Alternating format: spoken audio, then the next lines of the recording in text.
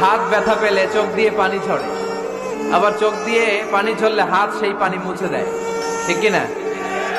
স্বামী আর স্ত্রীর সম্পর্কটা এরকম হবে, হাত আর চোখ। হাত কেটে গেলে চোখ দিয়ে পানি পড়ে, আবার চোখ দিয়ে পানি পড়লে হাত দিয়ে ওই পানি মুছে দেয়। সম্পর্কটা এরকম থাকার দরকার আছে না? নেই? আল্লাহ তাআলা স্বামী স্ত্রীর সম্পর্ককে কোরআনে পোশাকের সাথে তুলনা করেছেন। ড্রেস, কস্টিউম, পোশাক। আওয়াজ করে বলেন, কিসের সাথে তুলনা করেছেন? পোশাক।